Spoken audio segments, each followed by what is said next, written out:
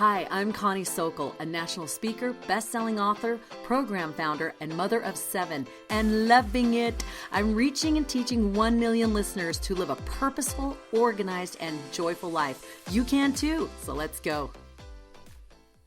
Welcome back. I'm Connie Sokol, your host, and I am delighted and honored today with our guest we have here on the Purpose Filled podcast. And I cannot say enough about this wonderful woman. We have Jane Clayson Johnson with us today. Hi, Jane. Hi, Connie. Nice to be with you. Thank you for having me. We are so thrilled for you to be here with us today. Actually, you're in Boston and I'm in Utah, but we're making this work through fabulous technology. But I could not be more delighted. And for my listeners, you know the name, you're familiar. She's a best-selling author. You know these wonderful things. But let me give you the official lowdown. And then we're going to talk about why she's talking about things on this Get Real series, about how to get real, because she is so dynamic and so respected and so talented and capable.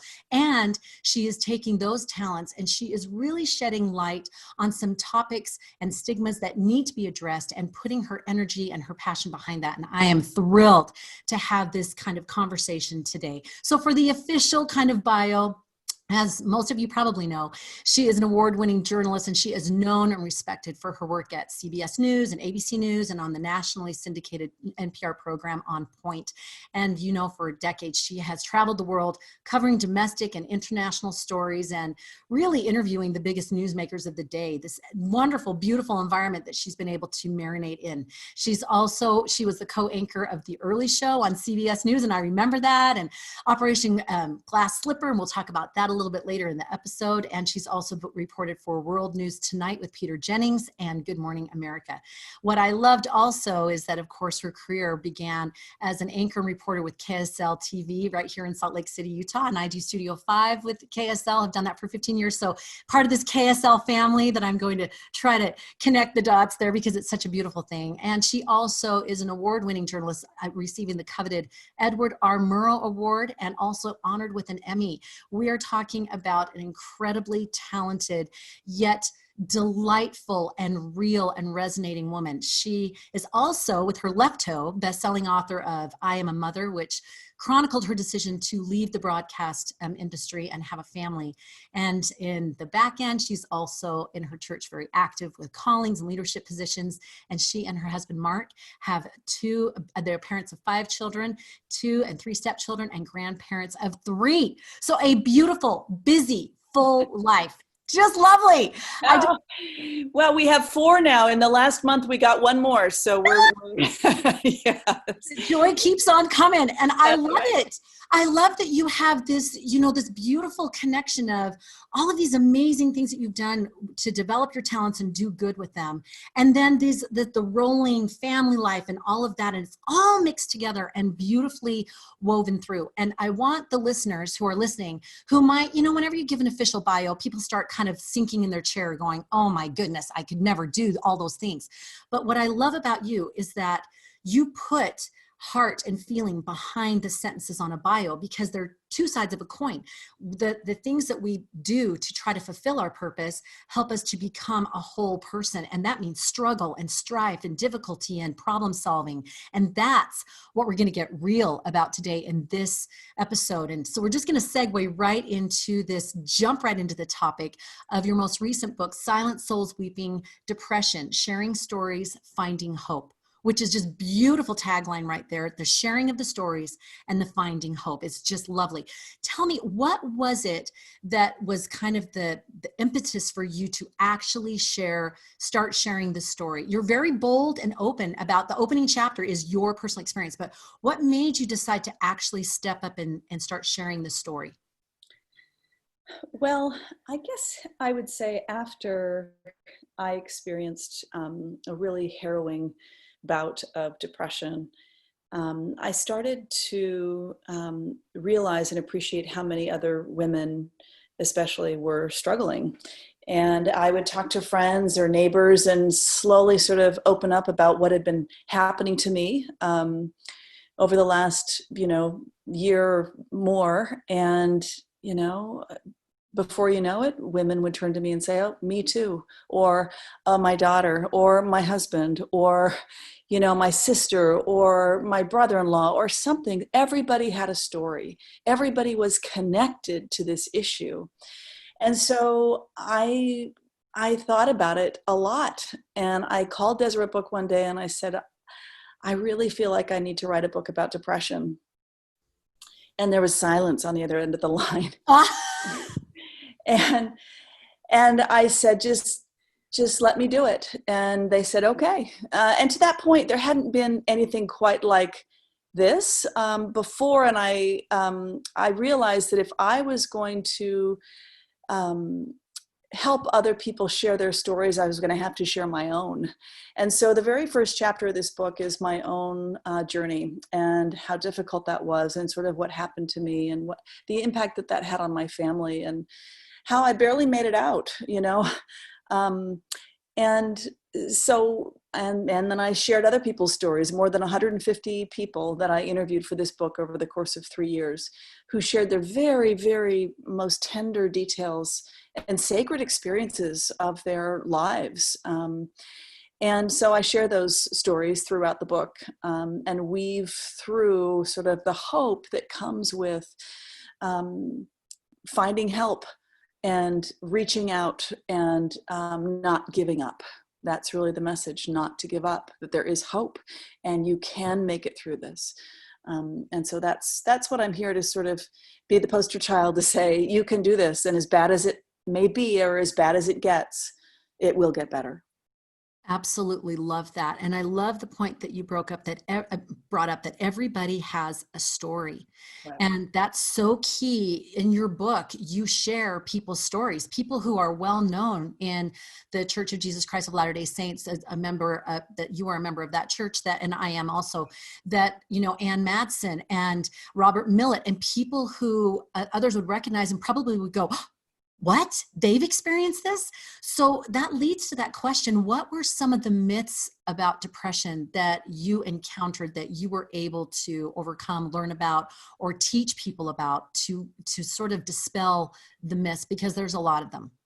There are a lot of them. And I would just add to what you said, there are people that you would recognize in the book, but I would say the most profound and moving parts of the book are people that you never hear about, that you don't know, who have shared their journey. Because, we can say that, that people in the limelight and, those who are in the spotlight kind of, may not be open, but people who have experienced this and share it for the first time, in many cases, that's a really, really brave thing to do, because it's very scary. And so they shared with me, and kind of how I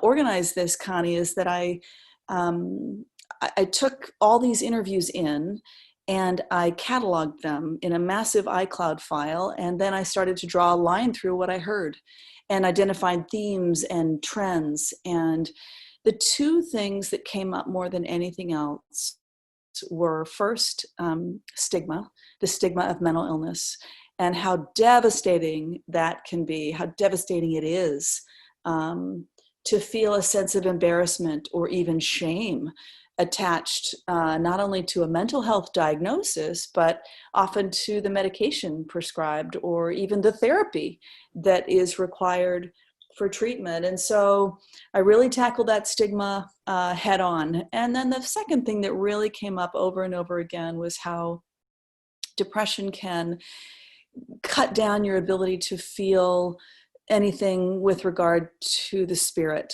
anything that's a spiritual sort of connection to God, whether you're a religious person or whether you're not. Sort of the feelings of being blocked from a higher power were really, really came up, were a very common theme as well. So that's how I sort of outlined it. And I go through and I talk to people who have had postpartum depression, missionaries in our church who come home early from their service, those who have had experiences with suicide and suicidal ideation. There are lots of different themes and experiences that I go through in this book.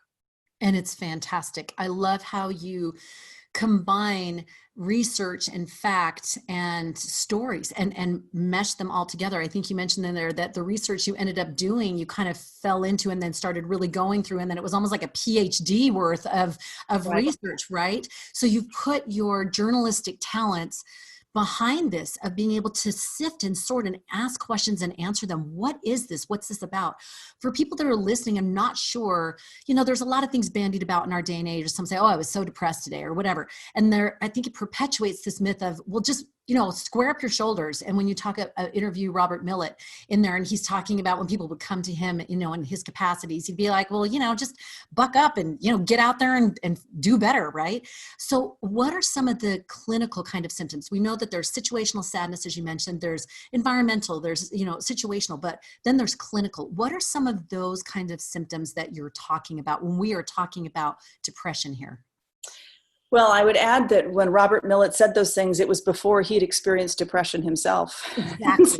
Exactly. And then the penny drops. Right. And then when he experienced it, he could realize and appreciate it's impossible to square up your shoulders, when you're going through something like this. You can't just pull yourself up by your bootstraps and, kind of go at this alone. So I'm very clear in my book. I'm not a medical doctor, and people should go see their doctors and their psychiatrists, their psychologists when they need help. But for me, depression was very much just a feeling of abject hopelessness and helplessness. Like I just couldn't get myself out of this feeling of I'll never make this. I'll never get out of this. It was like someone had tied me up in a burlap sack and notched the top, and I just couldn't. The more I struggled, the worse it got. And I didn't have interest in anything. Things that were of interest to me before, or things that I loved to do, I just couldn't do it anymore. I just wasn't interested. I just kind of could care less. I didn't sleep well. I had a lot of fatigue. I had a lot of physical symptoms. My body had changed, and my appetite was gone. I lost weight, and my emotions were just all over the map. Just from sadness to frustration to anger to to feeling like I wanted to die, which really was the most profound problem that I think we have to start talking about. Suicidal ideation, when it's connected to depression, is a very serious thing. And, when I was at the height of my depression, I started looking for, a replacement wife for my husband and a replacement mom for my kids. And how could they want me when I'm like this, and it wasn't that I was going to follow through on this. I just wanted to fall asleep and fade away. I was in a clinical depression, and I was fantasizing about my own funeral. And the longer it went on, the worse it got, and I tell that story in the very first chapter because I want people to understand that it's excruciating, and I get it. And I wanted to be honest and straightforward right out of the gate to say, we need to understand how bad this is, how difficult it can get, so that, you can be honest with what's happening to you and then realize that you need help. That is so beautiful. And I have to tell you, that was one of the most powerful things of the book for me, that was the first chapter, was your experience. You weren't hiding back from it. You weren't, softening it. You were saying, look, just like you said, we need to pay attention. And I love that you have been open and broad about this so that others can take heart and start to see your experience and being able to better recognize and understand their own. As I was reading through this book, I remember a point in my own life where it was before my divorce and been married, 25 years. And I remember looking at an elderly couple, and I remember just starting to sob. Sorry. And I remember this yearning, this feeling of, I wish it was over. I wish I was already gone. I'm so envious of these people because they're going to pass on soon. And I wish I was there. I wish I was already old, so this would all be over with. And I understand to a small degree. I'm not trying to step into your experience, but I can relate on a very, on a certain Yeah. level of that, Yeah. that feeling where Yes. sometimes people take their lives and they think she was the most beautiful mother and she was beloved. And how could Right. that happen? But this thread that of you just can't even, you just want to go to sleep and not wake up. And like you said, nothing gory and graphic, but just, you cannot go on one more day. That's Right. a real thing. It isn't that you're not trying hard enough. You're trying everything to where you just go to a numb place. And I Right. love the other point that you make is, I hear this a lot. There's another young man who has a book out, Drew Young, and he's talking about coming home early from a mission. And he mentions these same threads of, and other people mention these same threads of there's nothing more to do that you haven't tried to do twice over. And then this thread of, they'd be better off without me. And that feeling of, almost in a logical place in your mind, that you can see how everything else and everybody else would be better off without you. How do you climb out of that? Because how do you get from a place of feeling that on your own and then trying to get clarity to move beyond that? How did you do that? It's a very good question, and I'm glad that you bring that up and you focus on that, because I think it's really important for people to understand it's very hard to do on your own. And for me, in the depths of my own depression, I didn't talk about it or share it with anyone because I was so embarrassed. Why is this happening to me? Why do I feel so dark and sad when I'm so blessed and I have these two little children. I've always wanted a family. I'm 39 years old. I have these children finally in my life, and three older stepkids and a supportive husband, and so I didn't talk about it until my husband stepped in and said, there's something going on, and what is it? What is happening? And I just told him everything, and I just kind of let it all out. And he really saved me. And he took me to not one but two doctors, and I started the process of healing. And I was on medication for a time, and I did cognitive behavioral therapy and dialectical behavioral therapy and all sorts of clinical treatments that helped me appreciate and understand that what my children needed was me. They needed their mother. They needed the real person that somehow had been hijacked by this terrible illness. And so I say to people, you need someone who can help to lift you out, who can extend an arm, a hand down into the pit in which you are living, right? There has to be someone, and sometimes that means you have to open up and ask for help. And I think sometimes we don't want to do that because we're embarrassed, or we feel ashamed, or we have these feelings that we can't explain because we've never had them before, right? And what will happen if I do divulge, if I do express, that I want to take my own life, or kind of what the real me is, instead of this sort of facade that I'm displaying to everyone. There are lots of tricky pieces to the puzzle. And so if it's a friend, if it's a parent, if it's a spouse, you have to reach out and you have to ask for help. And then you have to hope and pray that that person will be your partner in the journey. And whether they help you to call a doctor, and whether you have a really good physician who helps you and is your partner in this journey, it has to be somebody. You can't do it by yourself. That is so powerful. And it really answers that question. You mentioned one of the most devastating parts of depression is the isolation, how it Right. just makes you isolative, which is exactly the opposite of what will help get that help.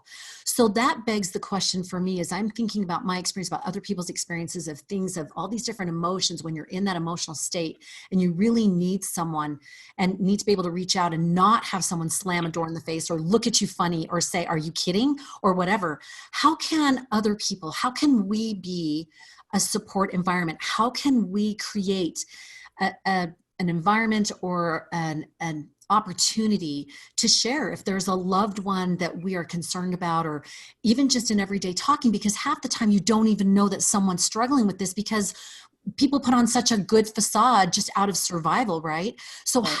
how do we be that safe space for someone? What is a good way to respond? What are some things we can do to make ourselves that person that someone could reach out to?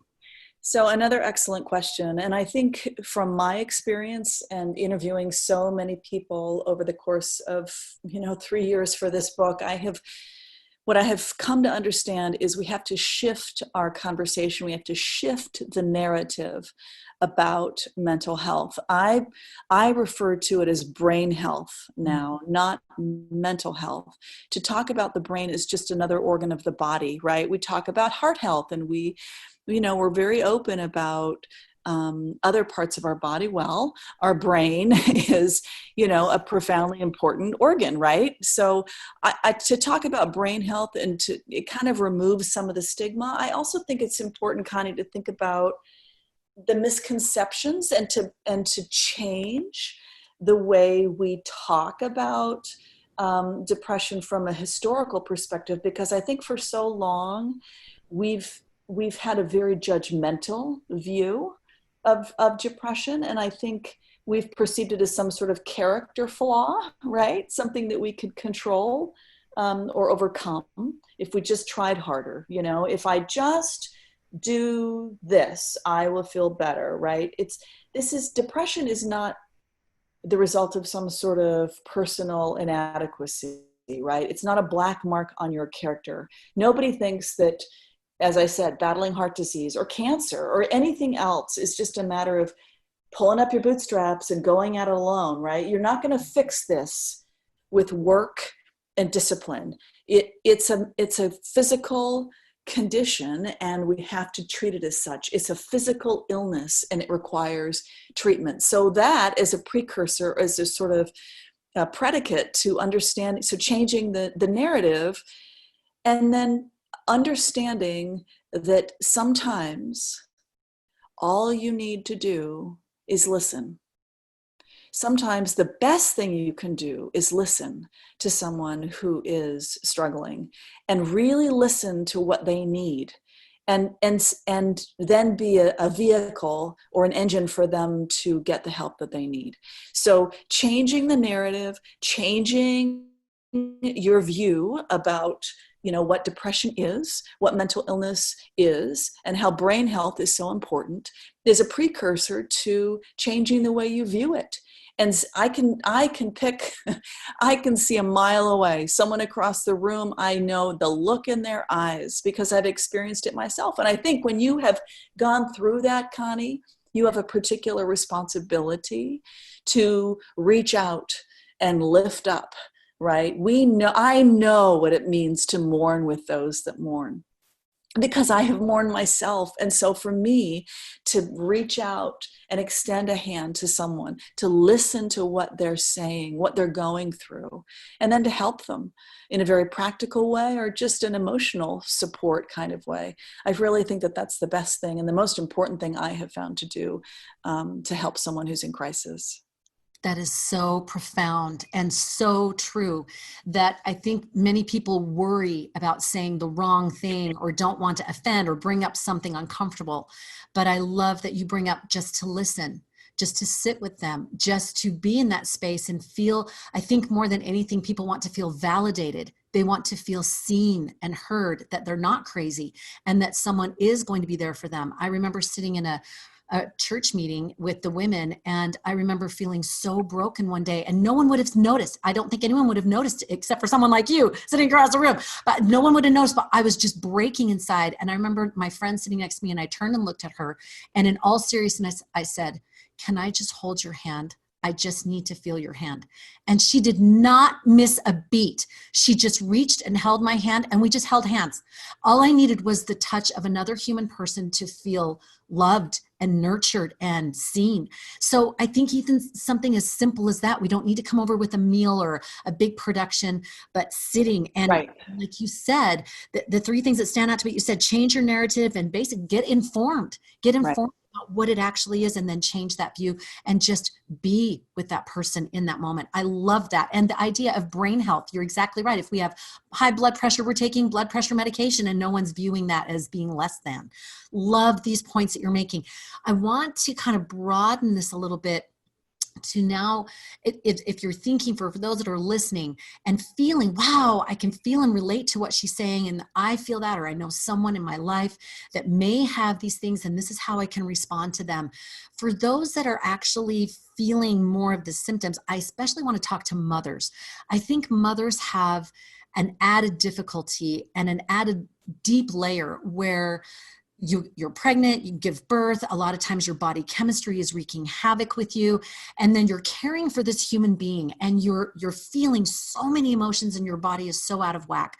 Do you have any other thoughts or things that you learned along the way as far as mothers and depression, and any additional insights or tools or mindset that you could share for those that are in that situation, especially feeling even more less than that they're supposed to be on it and know how to, nurture and raise this baby? Right. Well, I appreciate the question, because I do think that postpartum depression is one of the most devastating experiences. Here you are with this brand new baby, and this should be a time of joy, right? And you feel nothing, right? And you have these, it can get very serious, actually, for many women.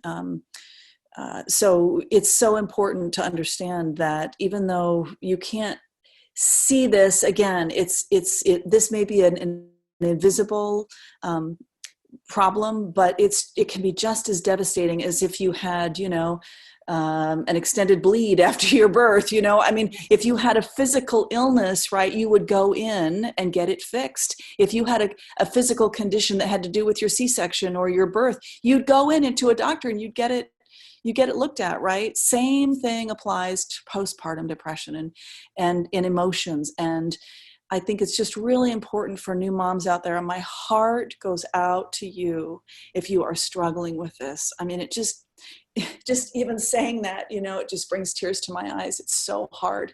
There were many women that I interviewed for my chapter on postpartum depression who talked about, needing to have help.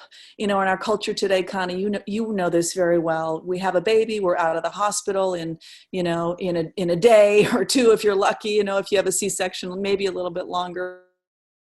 And then you're kind of home, and so many women are not near their families, and, we're kind of isolated, and here we are alone with this little person, and we're totally responsible for them, and our emotions are up and down. So I think the most important thing to remember is, again, to ask for help. Please ask for help. Set up some sort of,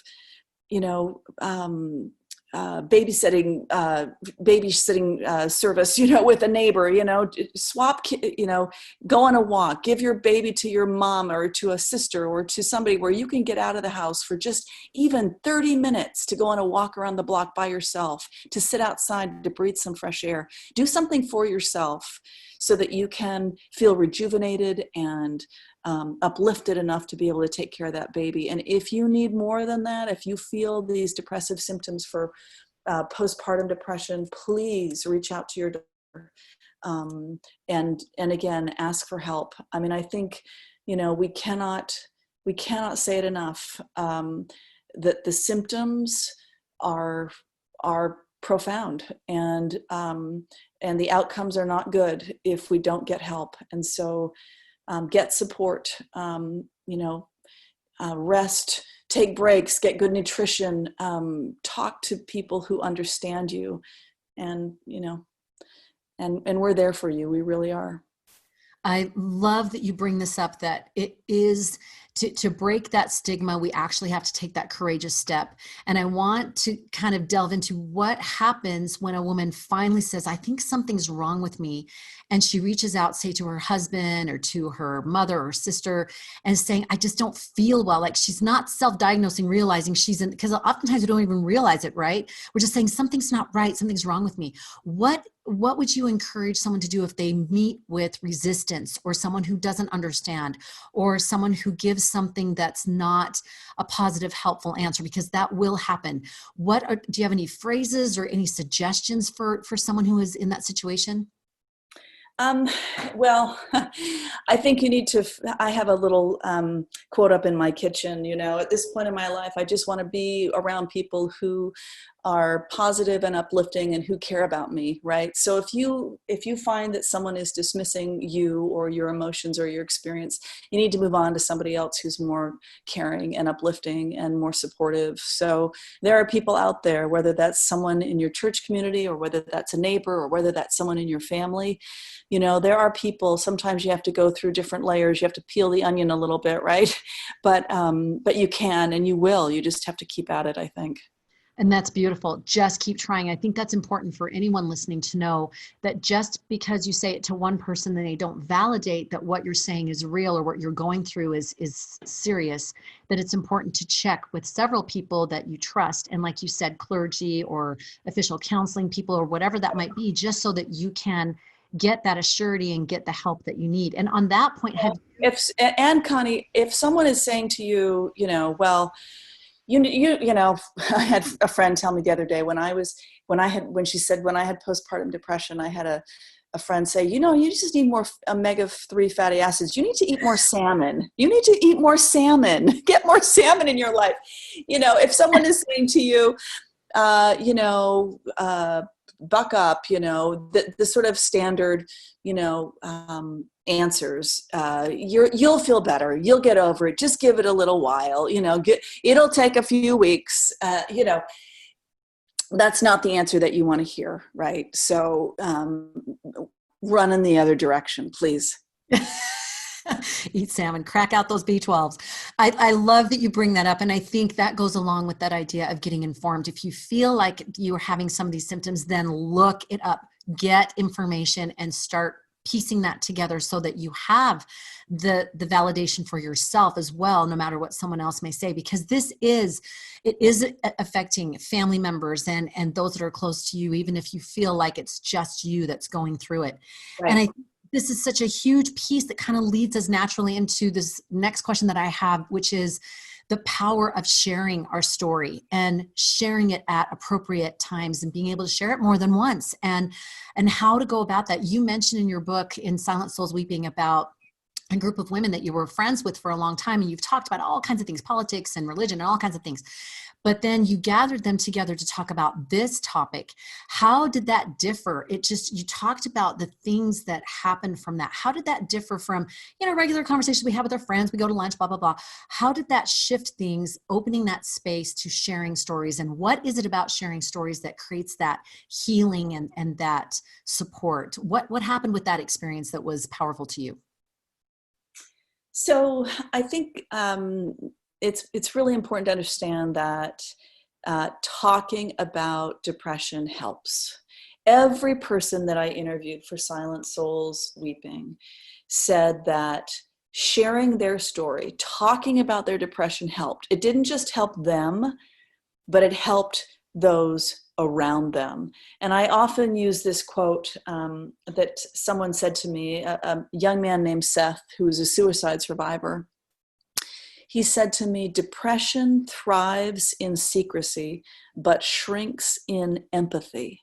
Depression thrives in secrecy, but shrinks in empathy. And I remember the story that you bring up about being with these friends. And, we knew each other pretty well. And we talked about lots of things. We had a little group that we get together every couple of months just to kind of get out of the house and be friends. And I asked them if they would, do a little focus group for me for my book.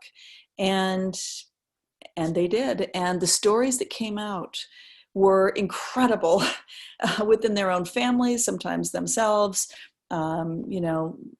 parents who struggled when they were growing up. I mean, stories, Connie, can be healing. And stories are therapeutic.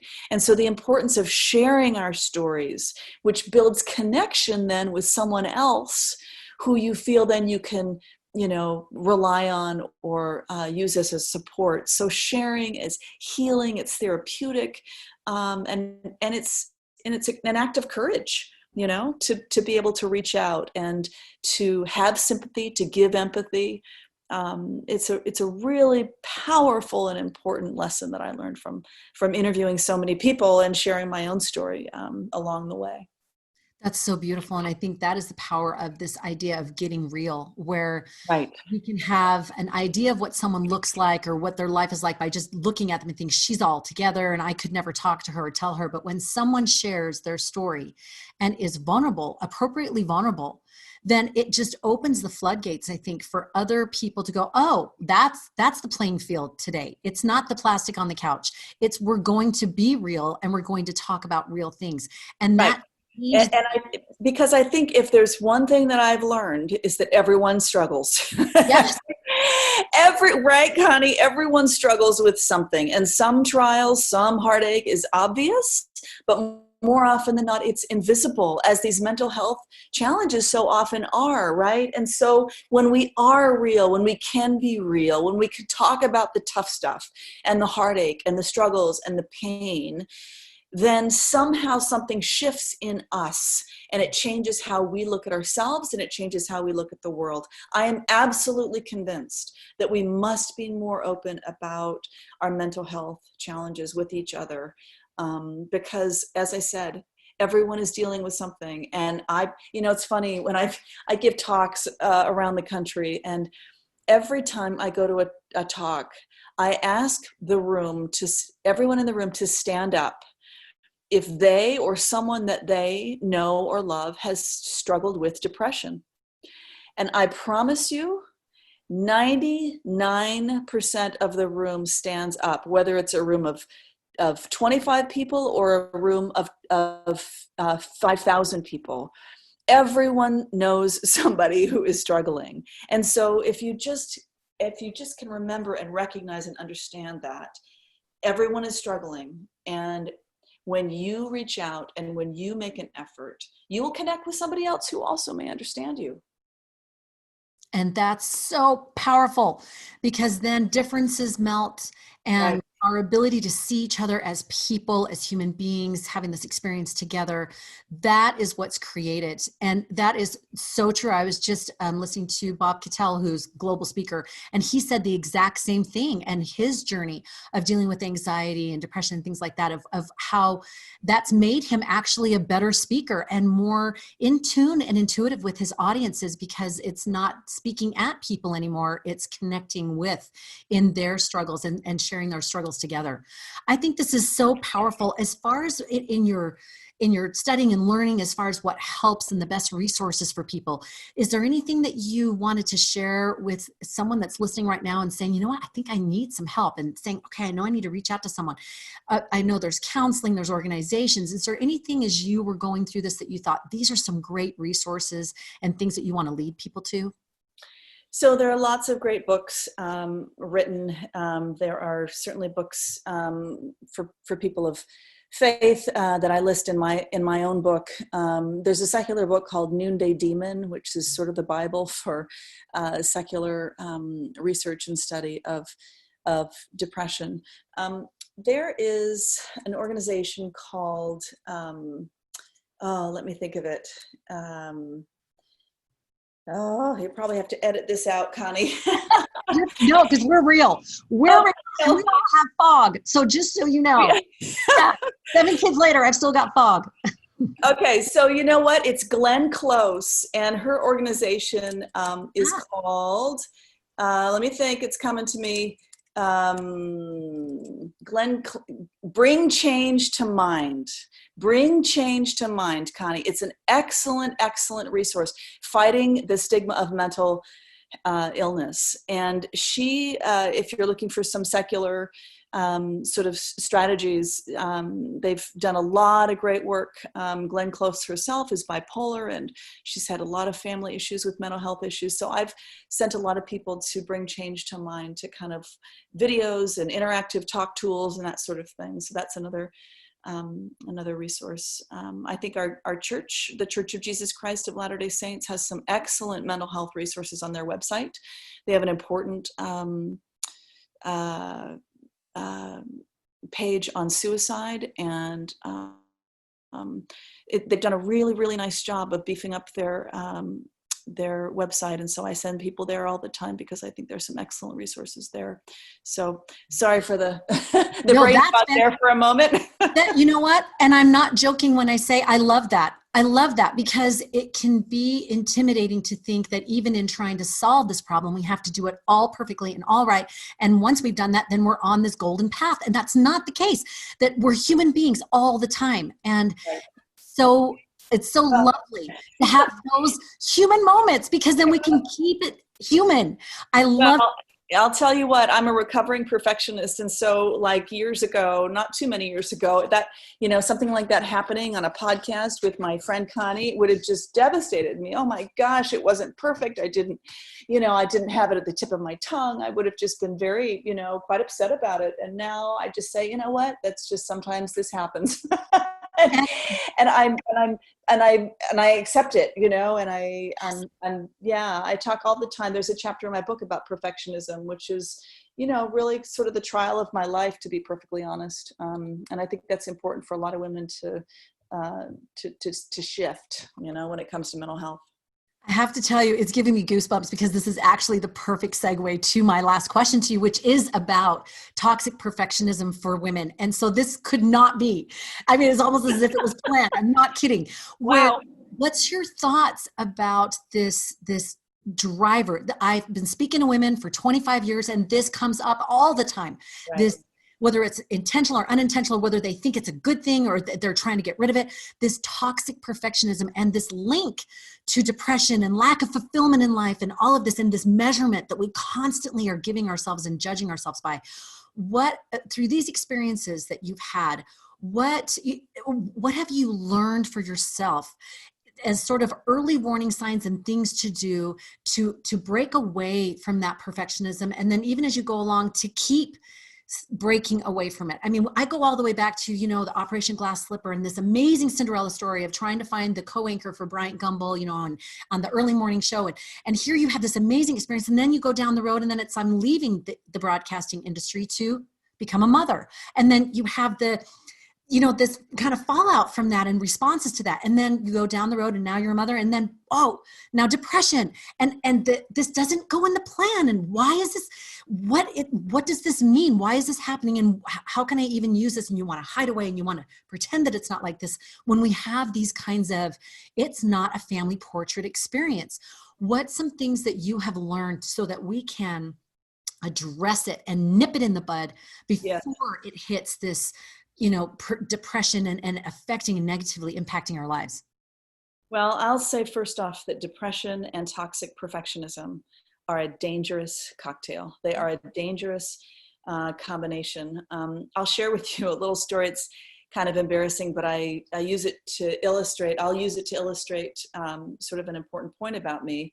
There was a time in my life when I was very careful not to let anyone into my house unless it was perfectly clean, which was totally ridiculous because I had 2 little kids and 3 teenage stepkids.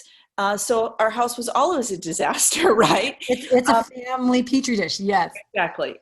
But still, if we had people over for dinner, I would have my husband carry piles of our stuff upstairs to the bedroom so that the family room and the kitchen would appear to be perfectly spotless.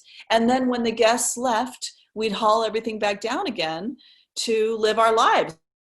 Thank goodness no one out there listening has ever done that. Woo!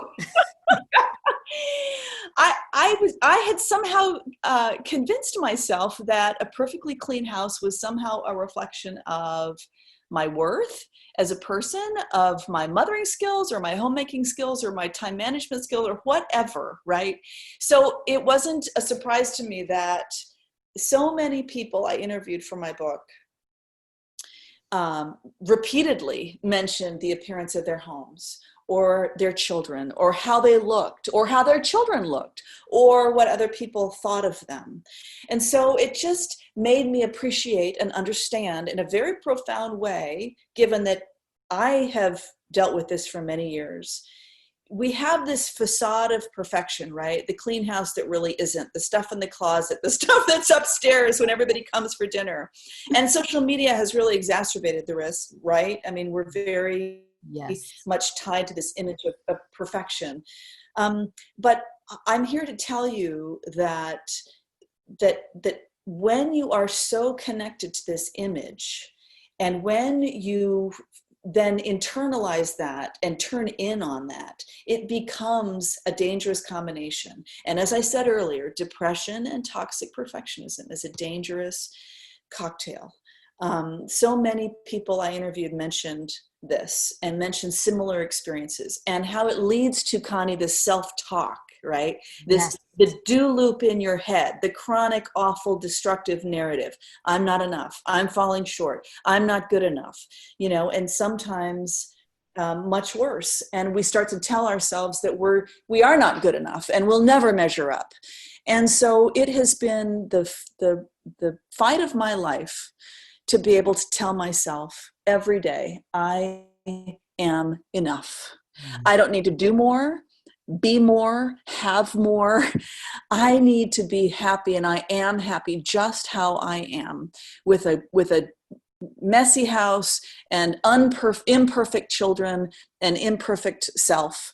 That's who I am.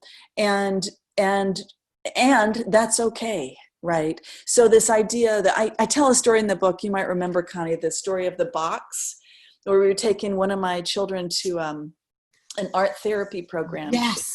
Severe anxiety. And one of the therapists showed up to run the class on this particular day, and she brought with her a stack of boxes and a bunch of magazines and some scissors and tape. And our assignment was to create an authenticity box.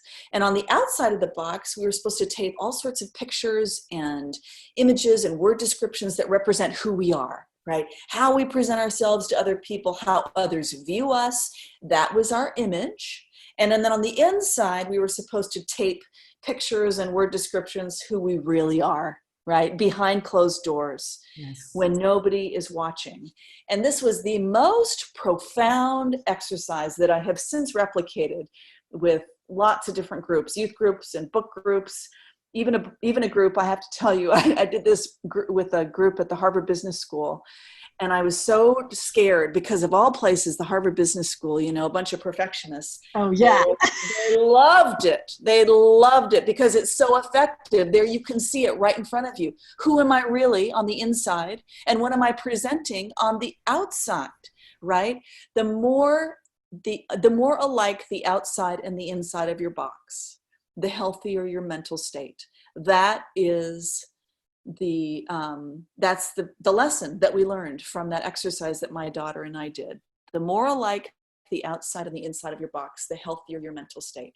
So that to me is a visual reminder of everything that's wrong with perfectionism. This facade that we put up, this I am perfect, here's my social media feed that's full of lots of, glitzy cookies, pictures and yeah, fun vacations, perfect kids. No, it's not. Life is hard, right? And we have to be real about that, I think. Absolutely. And there's that fine line. We're not suggesting, obviously, that people, hard on their sleeve and dwell on all the negative. That's not the point. The point is a balanced picture, like a true, genuine picture. When I read that part in there, in fact, it actually affected me because I was redoing my life board. And so I was printing out pictures, and I was thinking about this as I was choosing pictures. I'm like, am I choosing that to how it looks, or am I choosing that for who I really am and want to be, right? And as I was reading that experience in your book, and not to be too personal, but I'm going to be, was there one picture on the inside that didn't jive on the outside for you that was more powerful than another, that was more telling for you than another? Good question. So I've always been in the public light, I've always been, my job has been to be sort of out there, and people know a lot about me, over 15 years of being on television and sort of opening up in many ways. But people didn't know about my depression. And, that experience happened before my book. And so, the pictures of sort of the smiling, happy faces and the very successful career, which, I was grateful for, I had to also sort of reconcile this idea that I also really struggled, and I think it's important, again, not to, publicize your pain or wear a big sign on your sleeve that says, I'm defective, or I'm not perfect. But to be honest, an intellectual sort of honesty about things that we're going through, be kinder to yourself. Yes. That's what I say all the time, Connie. Be kinder to yourself. Take care of yourself, and really accept yourself and your limitations, right? We're all here to learn. We're all here to become better. And none of us gets out of this without struggle. We just don't, and the more No pass. Mm-hmm. No, that's right. And the more often we can sort of be honest about that and be real with each other, I think the happier and the mentally healthier we'll be. Absolutely. In fact, I love that you walk your talk, because someone at the very first pages of the book, I love that you happen to run into someone perky, wonderful, upbeat, and it just comes out. She's like, what are you working on? You're like, a book on depression. And she's staring at you like, well, you don't have depression, do you? In Right. the moment. And I think as we talk about this toxic perfectionism and kind of round this out, I love that it's about taking that step in that moment. It's all about breaking that little glass barrier of just, I'm going to break through this in this one moment, not waiting for another time or trying to put up that facade again. But in this moment, when it is the hardest, just taking that step through that glass and saying, no, yeah, I really am. I'm writing a book on that. Or, Right. I am, you know what? No, I was just yelling at my kids, when right 2 seconds before you came to the door. Right. Just being genuine, like you said, honest in that moment. I know I usually say a phrase like choose connection over perfection, meaning toxic perfectionism. So whatever will create that connection takes precedence over perfection. So whatever the state of your house or the state of yourself, and focusing on connecting with that other person, that's more important than whatever the facade and the look that you want them to leave with. But it's hard in the moment. That's why I'm an avid B+er. I just stick with that. I'm like, all right, you have to hit B+ to get to A. So, that's somewhere down the line. But you know what? I think that's why you connect with so many people, in this venue, in this forum, and others, is because you are, very honest and you're very real. And I think people, we just need to be ourselves. And I think, the more we can do that and kind of let down the veneer, and it takes a lot of energy to be perfect all the time. It takes a lot of, this facade of perfection has to be removed, and we just have to be who we are. And I think that we'll connect with others, and others will connect with us when they see that in us. Oh, you're so right. And it's so relaxing when you're with someone that you feel accepts you. You just let down, and it's so enjoyable, and life is easy, and it's aligned, and it's not so stressful and thinking ahead and anxiety ridden, right? I love these things you have shared. For those that are listening, maybe you have joined us a little bit later. I'm just going to recap a few things, and then I'm going to put Jane just one more time on the spot of sharing one last thing that she may wanted to have shared with us, and maybe we haven't discussed or shared, or there's just one last thing that she'd like to share. So before she does that, let me just kind of recap a little bit of the highlights as far as what I have heard and what I've gleaned. And I would love to hear the comments of what you have gleaned from this juicy, fabulous, packed podcast about depression and hope and healing. And it's just such a positive, not just a take on it, but actual way of dealing with it and looking at it. So some tips: change the narrative, get informed, check the resources, find out what depression is. I love that you shared a resource from Glenn Close. The Bring Change to the Mind is a great resource if you or a loved one is dealing with this. Then reach out to someone, and more than once, reach out to people who you trust and you can confide in and get the help that you need. And then share your story. It's healing, it's connective, it's supportive, and it's going to give you the support that you need through the journey, not just one day, but through this consecutive journey of being able to work through it. And then tracking that self-talk, watching what you say to yourself, maybe even writing it down, but watching what you say to yourself and put it against, is that true? Having people help you to be able to recognize that. And in that process, being kinder to yourself. Absolutely fabulous things for all of us on the daily. So just as a kind of a wrapping this up, is there one thing that you'd like to leave with our listeners that you'd either want them to know or that you'd like to share from your heart just about this topic in your journey? Well, we've experienced this in our own family, not just my own experience, but one of our children has suffered with severe anxiety and has really had a pretty serious struggle. And I just want you to know, for those of you who are listening that has a child who's struggling, or you have a spouse or a family member who's struggling, maybe you're not, maybe you don't even understand this. Maybe you think, I've lived my life with this rosy outlook. I'm a happy person. I've never had to deal with this. Please have empathy, and please understand that we're not making this up, and it's a hard journey. And our child has struggled mightily and is doing much, much better now, but it's been a journey, and it has, even after everything that I have been through, it has brought me to my knees, and it is hard. And some days you just think, I cannot do this one more day. I cannot put one more foot in front of the other, but you have to. And when you're dealing with someone else and you're trying to help them, it can be exhausting. So you have to take care of yourself, but you also have to remember that you may be someone else's lifeline, and to just please don't give up, whether it's yourself or somebody else. Please remember, depression thrives in secrecy, but shrinks in empathy. And the more empathy we can have, I think the better off we'll all be. Beautiful. Absolutely beautiful. That just tells me that no matter what someone says or what I experience and share to someone else, make compassion the default. That's just absolutely beautiful. Before we close and say goodbye, I wanted to add one more thing, that because this is the Purpose-Filled podcast, I've been thinking a lot about your journey, Jane, and just how, with your talents and abilities that I've mentioned before, going into the broadcast industry and then stepping away from it to have a family and dealing with that hard situation and standing up for a group and kind of a thought, a mindset that is not always validated, appreciated.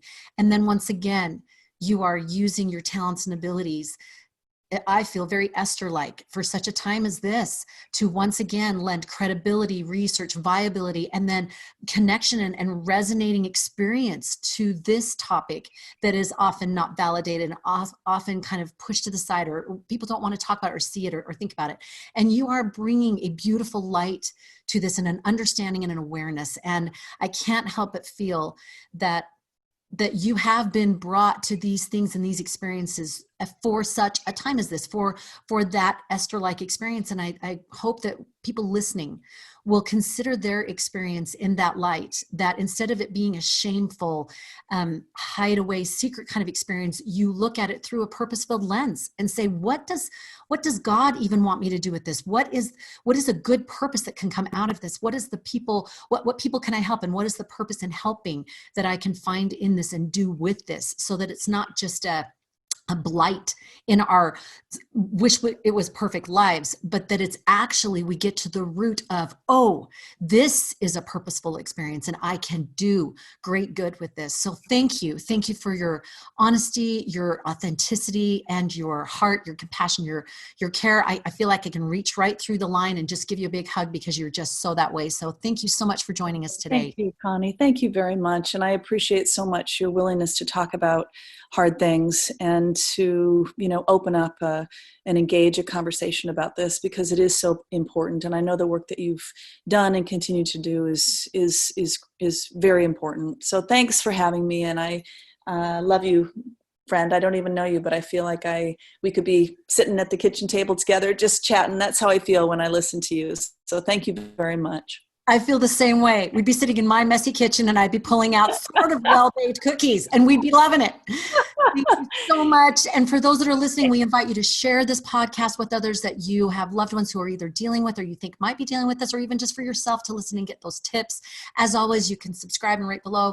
And if you want more information and more of these resources, we will post them and also share them in my blog posts. You can go to conniesokol.com and you can get more of those blog posts, TV segments, programs, all the things that you might need to move forward in dealing with these and other significant issues, so that we can get that quality of life and live purposeful, organized, and joyful lives, and do it right now, today, with that B+er attitude. Thank you so much, and take care, and share us for our next episode, where we can help you step into living your purpose-filled life.